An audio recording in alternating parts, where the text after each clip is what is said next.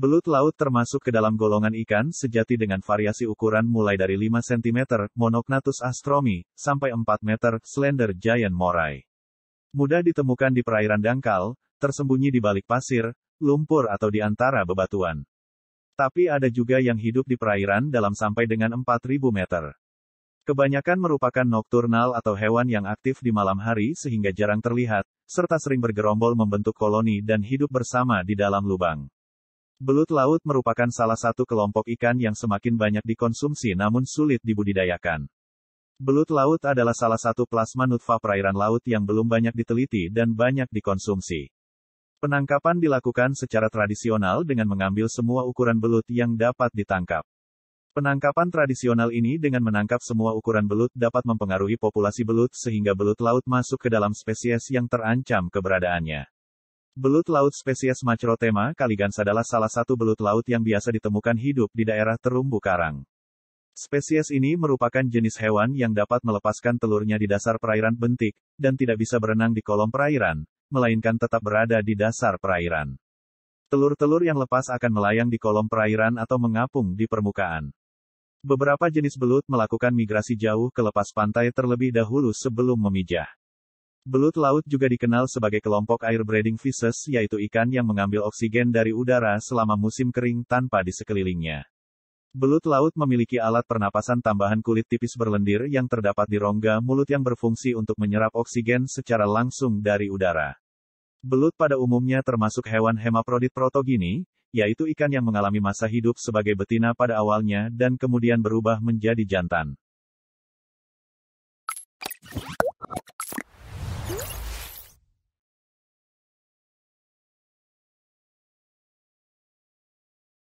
Landak laut atau disebut juga bulu babi, Echinoidea, merupakan hewan laut yang berbentuk bundar dan memiliki duri pada kulitnya yang dapat digerakkan. Binatang ini terbagi menjadi sekitar 950 spesies dan dapat ditemukan mulai dari daerah pasang surut sampai di kedalaman 5.000 meter. Dari keseluruhan spesies tersebut, 84 diantaranya berada di Indonesia. Biasanya landak laut akan terlihat di pantai sebab terbawa arus. Duri-duri pada kulit landak laut dapat digerakkan, berfungsi melindungi mereka dari serangan makhluk lain. Ukuran si landak laut pun maksimal 5 inci atau sekitar 12 cm lebih. Hewan ini memiliki gigi-gigi yang tidak terlalu kuat, jumlahnya pun tidak banyak. Hanya ada sekitar 5 gigi di dalam mulut seekor landak laut. Makanan yang dikonsumsi hewan laut ini pun bisa bermacam-macam. Mulai dari tanaman hingga hewan laut lainnya, ganggang, rumput laut, dan sebagainya. Jadi, binatang berduri ini memang selalu bisa menyesuaikan diri dengan lingkungan sekitarnya. Selama ini, landak laut dikenal sebagai salah satu hewan yang menjadi indikator rusaknya ekosistem terumbu karang. Pada umumnya, mereka mempertahankan hidup dengan memakan alga dan partikel organik, serta menggunakan duri di sekujur tubuhnya untuk bergerak, melindungi diri, dan mencari makanan. Durinya yang tajam inilah yang membuat banyak masyarakat enggan mendekati landak laut.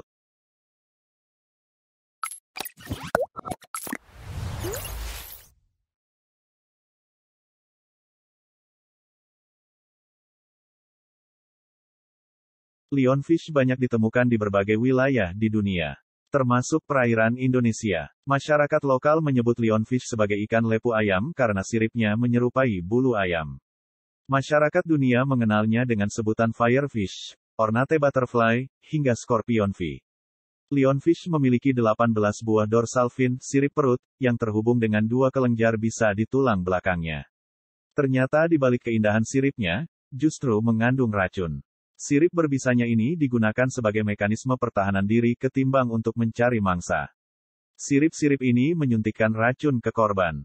Racun sirip lionfish terhadap manusia bisa berakibat fatal, karena menimbulkan rasa sakit yang sangat hebat, mulai dari mual hingga kesulitan untuk bernapas. Dampak pada kesehatan manusia adalah racun yang terdapat pada duri lionfish menimbulkan efek pada kardiovaskuler, neuromuskular, dan sitolitik dengan berbagai reaksi seperti pembengkakan dengan rasa sakit yang hebat dan bahkan kelumpuhan. Toksin dalam lionfish mengandung racun asetilholine dan neurotoksin yang mempengaruhi transmisi neuromuskular. Lionfish mencapai usia dewasa untuk dapat bereproduksi hanya dalam waktu kurang dari 1 tahun. Jadi, ikan ini sangat cepat berkembang biak. Menurut National Oceanic and Atmospheric Administration, NOAA, lionfish betina dewasa mampu menelurkan 10.000 atau 50.000 telur setiap 3 atau 4 hari sepanjang tahun. Artinya, seekor lionfish bisa mengeluarkan telur 2 juta per tahun.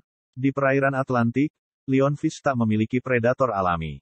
Banyak ikan karnivora yang tidak tahu bahwa lionfish bisa dimakan. Maka, ikan tersebut bisa berenang bebas tanpa takut diburu. Hanya sedikit dari jenis ikan kerapu, belut, karena tidak memiliki predator alami dan bisa berkembang biak dengan sangat cepat, keberadaan lionfish bisa mengacaukan keseimbangan ekosistem. Apalagi, jika mereka sedang menginvasi tempat baru.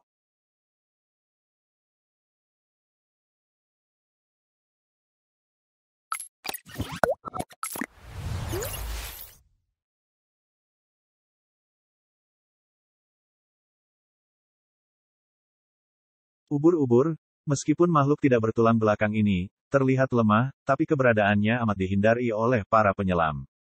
Hal ini karena ubur-ubur di laut memiliki sengatan yang beracun. Menyentuhnya, berarti anggota tubuh yang terkena bisa dipastikan akan merasakan nyeri, terbakar bahkan menimbulkan demam. Bahkan, yang ekstrim ubur-ubur kotak, Chironex fleckeri, mampu menyengat dan membunuh manusia dalam hitungan menit. Namun ternyata tidak semua ubur-ubur memiliki sengat stingless jellyfish. Keunikan ubur-ubur ini ditemukan di Danau Pulau Kakaban, salah satu pulau tidak berpenghuni yang ada di gugus Kepulauan Derawan, Kabupaten Berau, di Kalimantan Timur. Laguna atau danau air asin yang terpisah oleh laut, terbentuk karena adanya proses geologi pergerakan vertikal lempeng bumi yang membuat naiknya karang atol reef uplifting, sehingga terbentuk daratan berbentuk cincin karang. Meski telah terpisah oleh daratan, laguna ini masih memiliki tingkat salinitas atau tingkat keasinan terlarut di dalam air. Mengapa? Karena di dasar danau, yang kedalaman maksimumnya diperkirakan 25 meter, ia masih terhubung dengan pori-pori lubang karang yang tersambung ke laut. Lepas proses alam itu berpengaruh pada biota laut yang terperangkat di laguna. Adanya keterisolasian dengan laut lepas selama ribuan hingga ratusan ribu tahun, menyebabkan biota yang ada di laguna pun lambat laun berevolusi dan beradaptasi menuju endemisitas.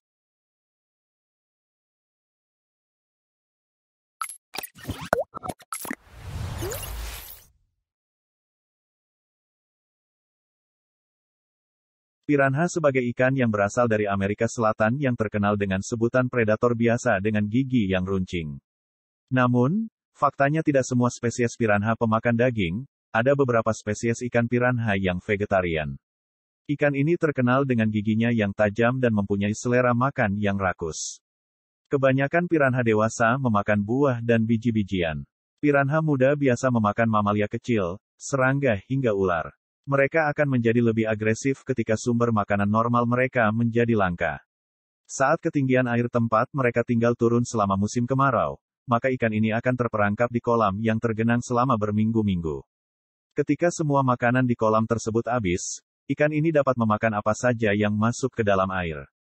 Di Indonesia sendiri, ikan ini banyak dijual secara online di pasaran sebagai ikan hias yang banyak disukai konsumen, bahkan ada yang membudidayakan.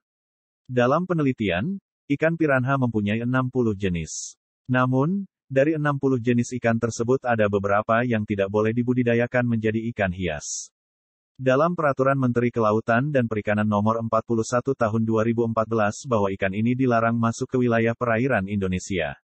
Hal ini dikarenakan ikan yang disebut piranha ini merupakan ikan predator dan dapat memangsa ikan lain. Tidak hanya itu, ia juga akan melahap udang, katak hingga burung yang akan membahayakan ikan asli di Indonesia.